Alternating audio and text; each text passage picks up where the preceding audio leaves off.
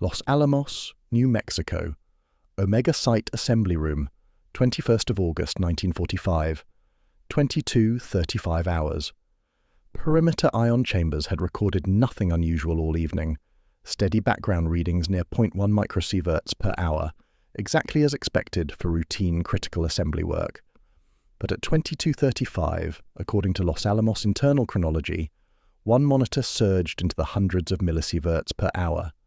The spike coincided precisely with a single moment: a tungsten-carbide reflector block slipping from the hands of physicist Harry K. Daghlian Jr., collapsing the geometry around a plutonium core already near criticality.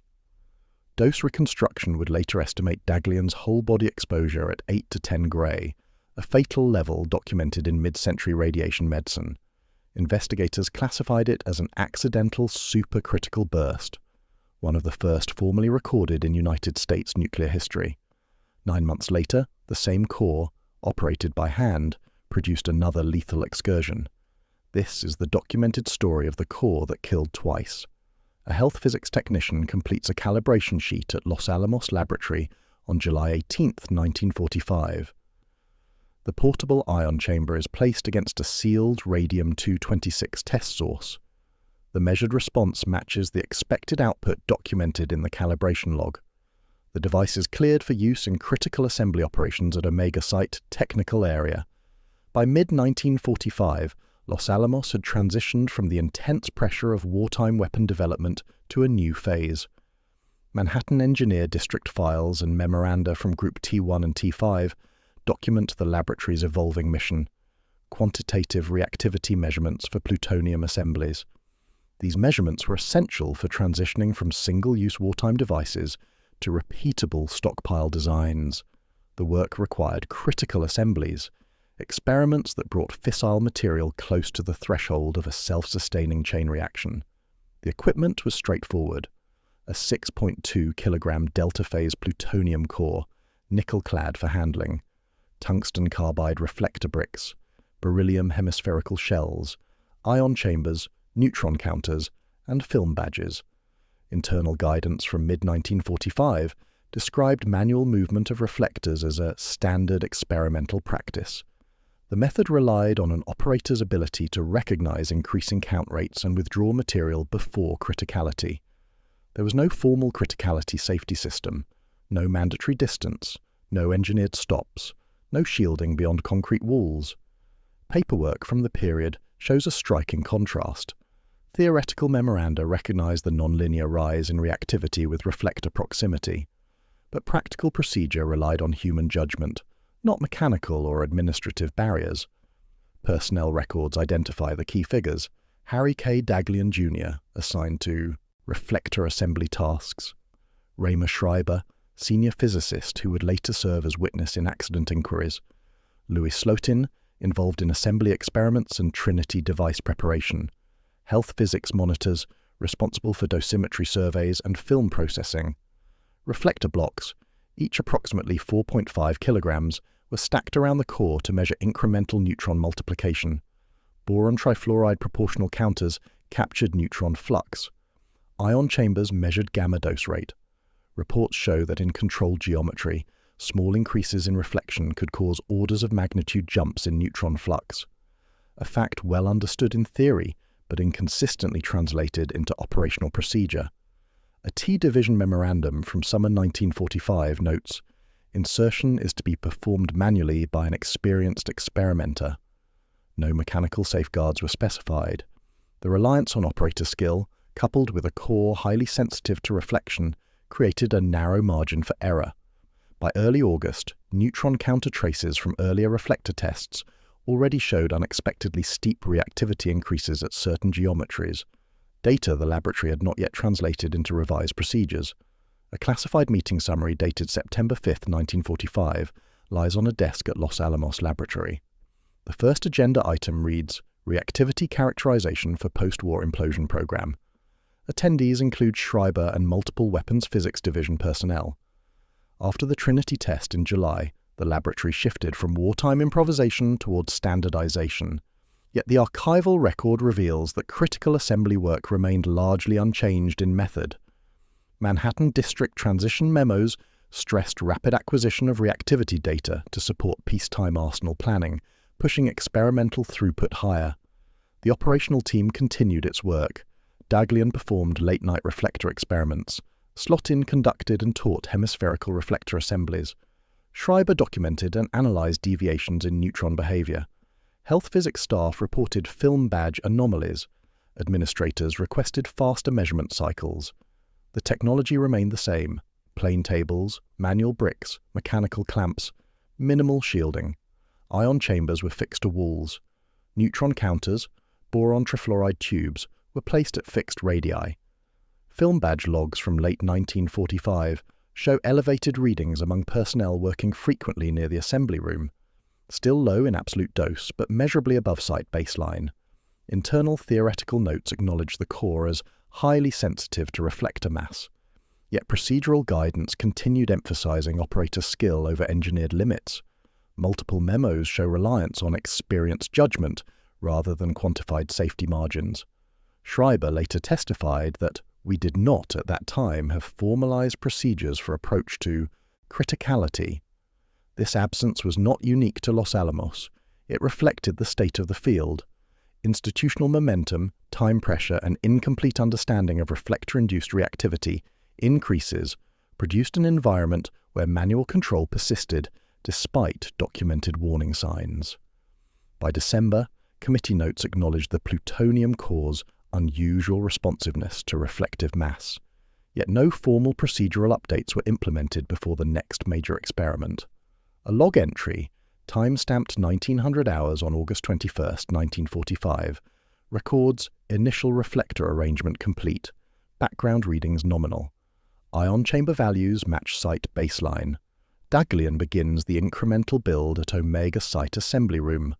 The tungsten-carbide reflector test aimed to measure neutron multiplication as blocks were added around the core, mapping geometric reactivity. Theoretical models predicted moderate increases, manageable by removing blocks manually.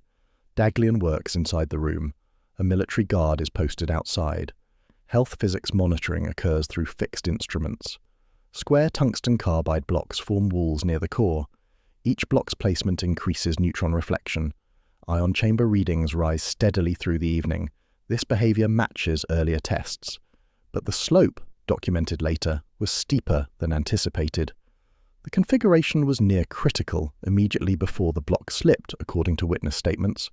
A single misplaced brick could, and did, push the system into prompt supercriticality.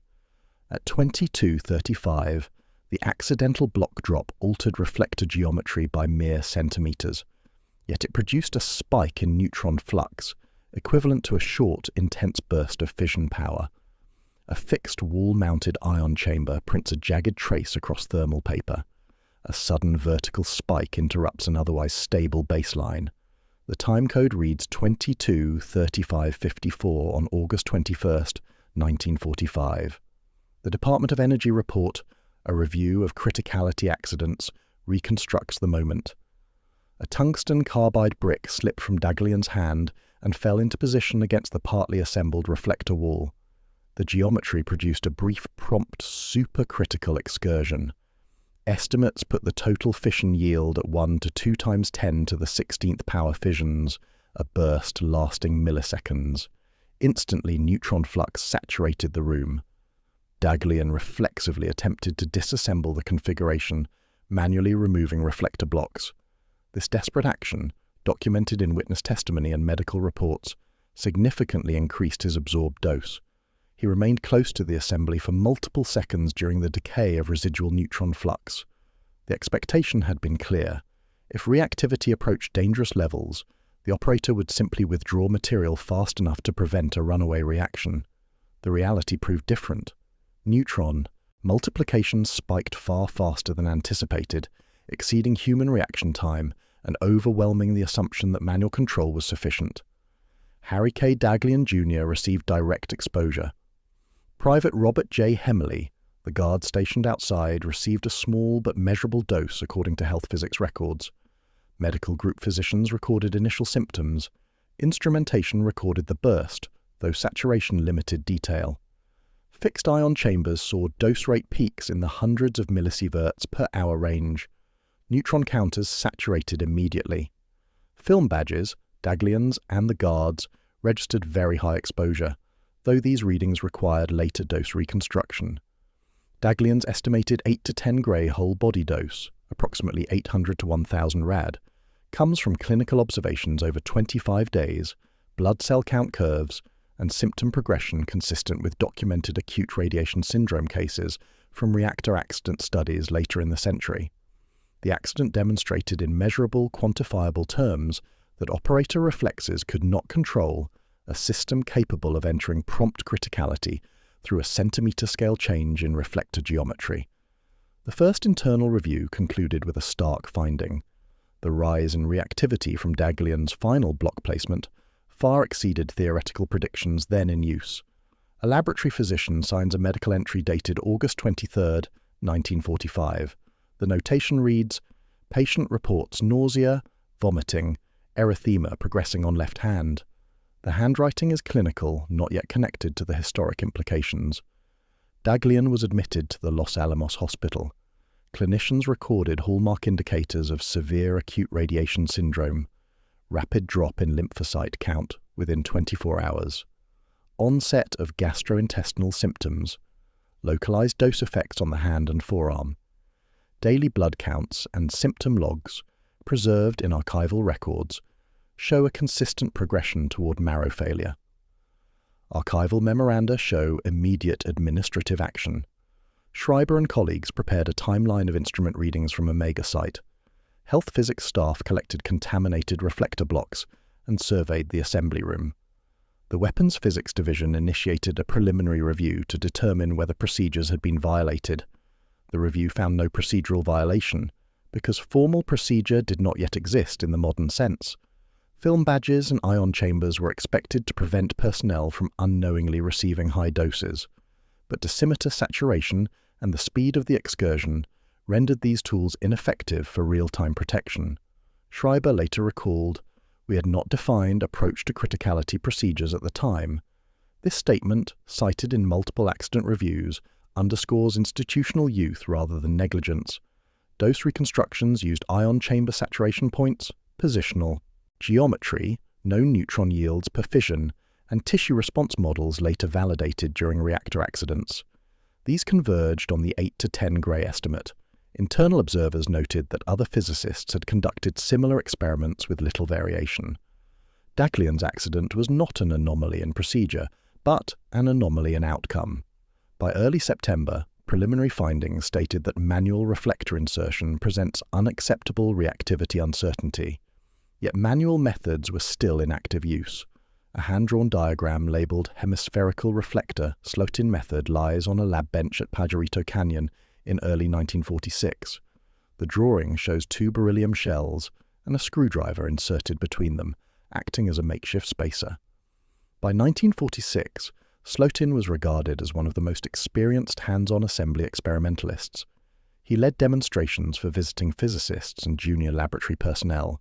Archival notes and witness statements indicate he frequently used a screwdriver as a spacer to maintain a small gap between the upper and lower beryllium hemispheres. An improvised method, well known and officially discouraged, but not forbidden.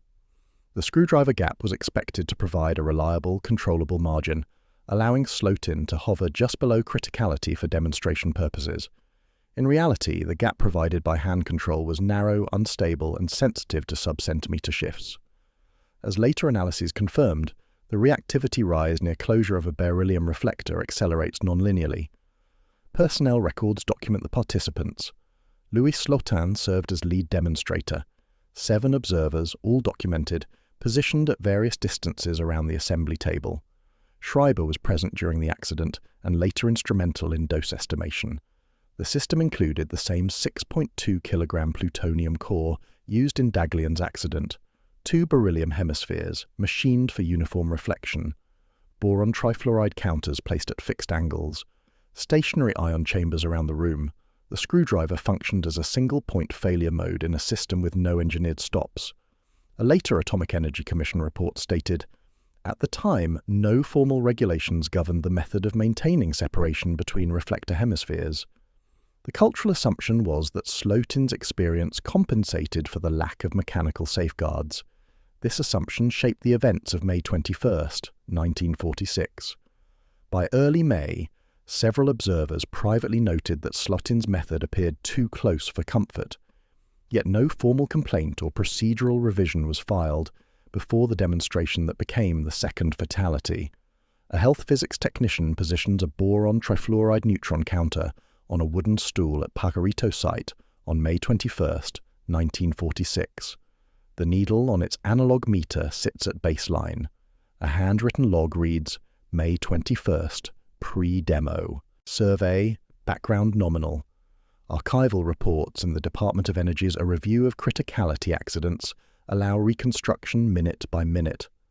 7 observers gathered around Slotin at 15:20 hours. He held the upper beryllium hemisphere with one hand while using a flathead screwdriver in the other to maintain a narrow gap between hemispheres. At 15:20, the screwdriver slipped, either from a shift in hand position or a minor disturbance.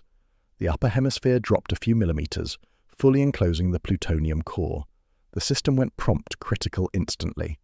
A blue flash, reported by some observers but disputed in technical literature, coincided with a sudden intense burst of neutrons and gamma rays. Automatic instruments spiked, ion chambers saturated within milliseconds. Neutron counters recorded partial traces before overload.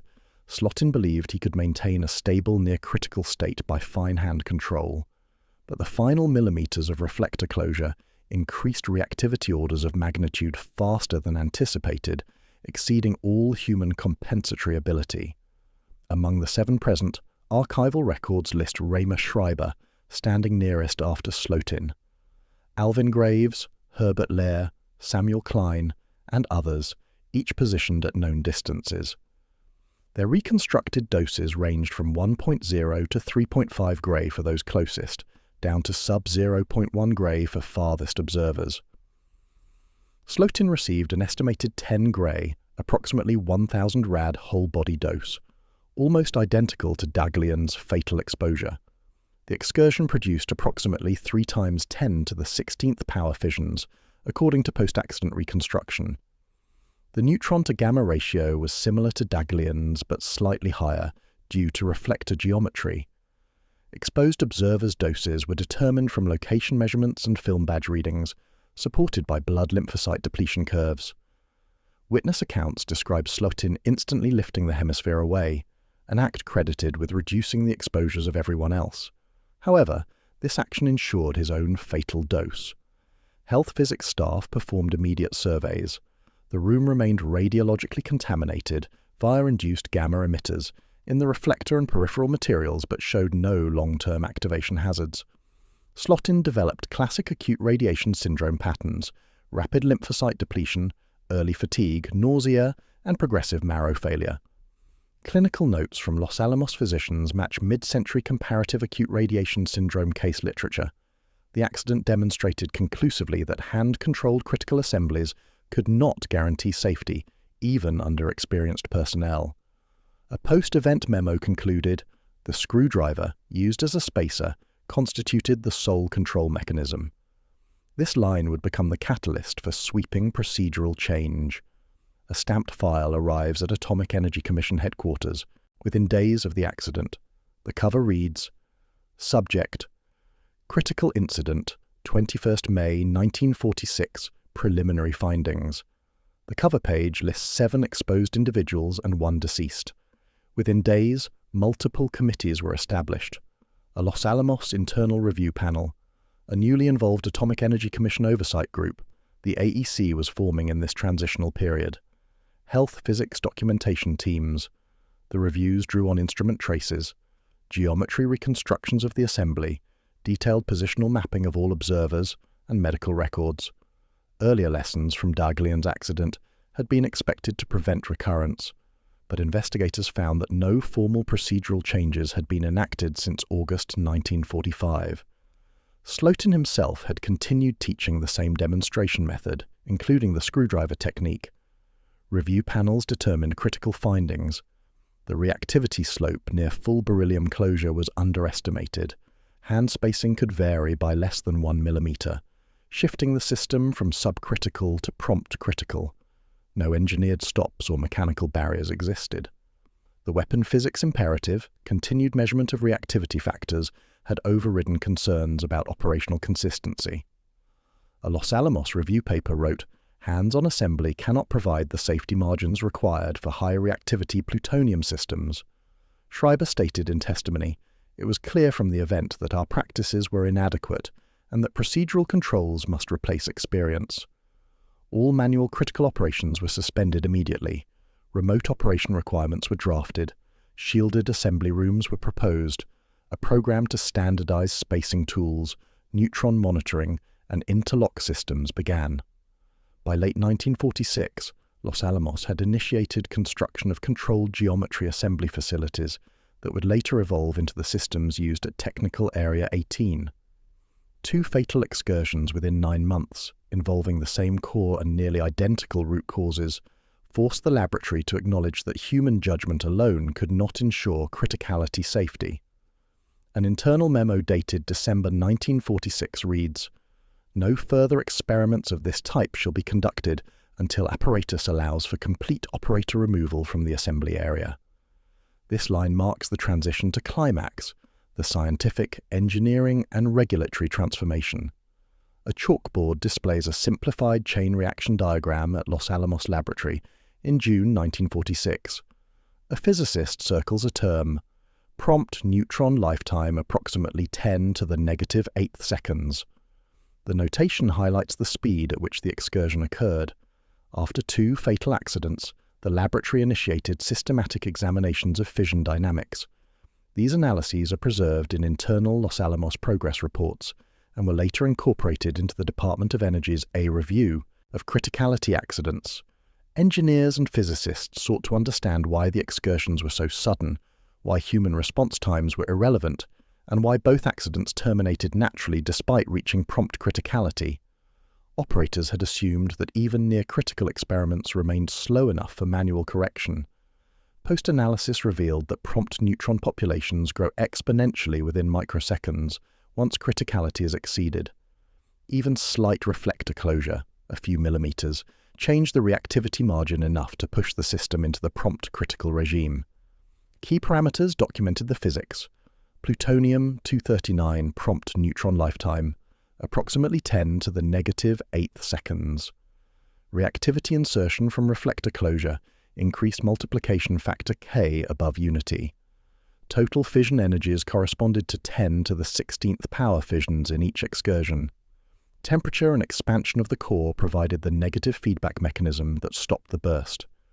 This behavior was validated using analytic models from T-division and comparison against later controlled criticality experiments. The belief that human reflex could regulate a near-critical system collapsed entirely under the data. The charts showed that the system could rise from barely critical to runaway conditions faster than a person could physically withdraw their hand. Ramer Schreiber participated in the reconstructions. Several health physics specialists cross-checked instrument saturation curves against dose models. Computational physicists reviewed neutron transport calculations. A Los Alamos post-accident summary noted, "The time constant of the excursion was beyond any possibility of manual control." This is one of the key lines in mid-century criticality safety literature. The scientific explanation confirmed that Daghlian and Slotin faced a system fundamentally incompatible with manual interaction. The analysis culminated in a single engineering conclusion. Critical assemblies must be performed remotely. The next step was turning this principle into regulation. A typed memorandum dated October 12, 1946, lies on a desk. Its subject line reads, "Proposed requirements for remote handling in critical experiments." In the aftermath of Slotin's death, both Los Alamos leadership and the newly forming Atomic Energy Commission acknowledged the need for systematically enforced safety procedures. This chapter documents the creation of modern criticality safety through draft procedural rules, engineering designs, and administrative directives. Incremental improvements to manual methods had been expected to suffice. Internal technical assessments concluded that no manual method could ensure adequate safety for high reactivity plutonium configurations. Key regulatory shifts followed. Mandatory remote manipulators replaced human hands near assemblies, installations of tongs, mechanical arms, and long-distance levers. Shielding requirements became standard: concrete walls, water shielding, and geometric barriers. Minimum separation distances for operators were codified. Interlock systems ensured experiments could not proceed unless geometry configurations met predefined safe parameters. A new class of experts emerged: criticality specialists trained in neutron transport theory, dosimetry, and operational procedure. Formal approach to critical procedures codified increments, real-time readback, and numerical thresholds, replacing qualitative judgment. Norris Bradbury, laboratory director, oversaw reforms. Schreiber's testimony shaped procedural requirements. Early health physics officers contributed to dosimetry guidelines. Atomic Energy Commission archival files record the first formal recognition that approach to criticality shall not depend on manual spacing or operator judgment. The accidents forced nuclear science to confront the inescapable physics of reactivity and the need for engineering controls. By 1948, remote-handled critical assemblies were standard, but the fate of the core itself still remained to be decided. A metallurgical ledger entry lists 6.2 kilogram delta-phase plutonium, reassigned for recasting. The date is February 12, 1948. Archival Atomic Energy Commission memos and Los Alamos internal records confirm the plutonium core involved in both accidents was never used again for critical experiments. It was recast and incorporated into weapons materials inventory. The core had originally been slated for an upcoming implosion-type test, but the accidents changed its path. Some personnel believed the core would be retired due to its troubling history, but the core's chemistry and isotopic composition were still suitable for use in nuclear weapons, so it was melted down and repurposed. Metallurgical records describe recasting into hemispherical segments, blending with other material to meet isotopic specifications, and assignment to a production lot for weapon component manufacture. Metallurgists from the X Division appear on the processing records. Health physics personnel documented contamination control during the recast. A declassified memo summarizes the decision: the core shall not be used for further assembly experiments. The accidents permanently changed how Los Alamos handled fissile cores. Once a core demonstrated instability under reflection, it would never again be assembled manually. The disposition of the core symbolized the final conclusion reached by science and administration alike. Manual critical assembly had reached its end. A newly printed procedural manual lies open on a conference table. The date on its cover reads, Critical Assembly Procedures, February 1948. With two fatal prompt critical accidents behind them, Los Alamos and the newly formed Atomic Energy Commission formalized the first modern criticality safety infrastructure in the United States. Declassified Atomic Energy Commission manuals from the late 1940s and early 1950s show how the field matured rapidly from hands-on, researcher-driven experiments to controlled, engineered operations. Early administrators believed incremental adjustments to laboratory practice might suffice. Technical reviews demonstrated that only a comprehensive system, procedures, training, engineering controls, could prevent future excursions. Documented elements of the new framework transformed operations. Critical assemblies transitioned to mechanical manipulators and teleoperated arms under the remote operation requirement. Experiments moved from small Omega site rooms to purpose-built structures with thick concrete walls, elevated control platforms, and removable shielding. A new specialist cadre, criticality safety officers, was trained in neutron transport, dosimetry, and procedural methodology.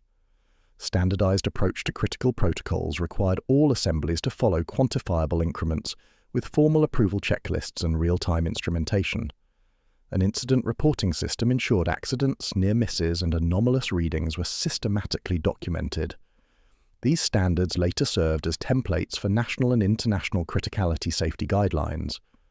The Los Alamos experience directly informed early Department of Energy, Energy Research and Development Administration, and Nuclear Regulatory Commission documentation, It helped shape the foundational American National Standards Institute and American Nuclear Society Criticality safety standards decades later.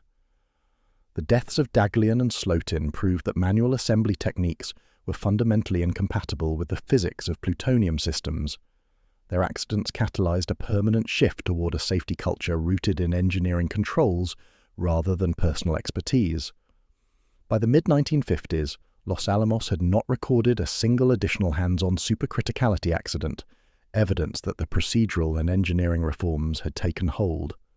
A 1964 health physics report sits on an archive shelf, stamped Declassified 1972. Its pages track blood counts, film badge records, and long-term follow-up on personnel exposed during the 1945 to 1946 events. Daghlian, exposed to 8 to 10 Gray, and Slotin, exposed to approximately 10 Gray, both died from acute radiation syndrome. Several observers from Slotin's accident experienced elevated doses, 1 to 3.5 Gray, though none later died directly from acute radiation syndrome. Long-term follow-up data on these individuals appear in multiple declassified medical summaries, showing no statistically unusual cancer patterns relative to their exposures and era-adjusted baselines. Payarito Site, later designated Technical Area 18, became the National Center for Remote-Operated Critical Experiments. Over the next decades, experiments utilized Godiva, Comet, Flat-Top, and Jezebel reactors, all remotely operated. Shielded rooms, interlocks, and automated positioning systems replaced manual geometry assembly. United States critical experiment facilities became the safest in the world. The Department of Energy's 2000 review confirmed no manual assembly fatality ever occurred again after 1946. Criticality safety principles born from these accidents influenced the Atomic Energy Commission Reactor Handbook in 1955, American Nuclear Society and American National Standards Institute 8 standards, Department of Energy orders governing fissile material handling and experiment design, and training frameworks for all United States nuclear facilities. A 1948 Los Alamos directive formally stated, "Manual critical assembly shall not be employed in any future operation." This single line, preserved in the Atomic Energy Commission archival record, encapsulates the shift in philosophy from individual expertise to engineered safety. The transformation of criticality safety, procedural, regulatory, and cultural, was directly traceable to the fatalities of 1945 and 1946. Their legacy is the institutionalization of a safety discipline that protects thousands of workers across dozens of facilities. By the end of the 20th century, the accidents that killed Daghlian and Slotin had become foundational case studies in every nuclear criticality training program. Their losses reshaped an entire field. In 1948, Los Alamos officially declared, "Manual critical assembly shall not be employed in any future operation." This remains one of the most consequential safety directives in the history of nuclear science.